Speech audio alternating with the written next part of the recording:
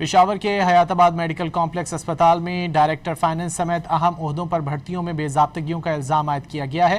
Director H M C نے secretary health اور anti corruption کو انکوائری کے لیے مراسلہ لکھ دیا ہے۔ مزید جانیں گے ڈان نیوز کی نمائندہ طیبہ خان سے۔ طیبہ بتائیے۔ جی بالکل، حیدرآباد میڈیکل کمپلیکس میں مبینہ غیر قانونی بھرتیوں کا انکشاف ہوئے۔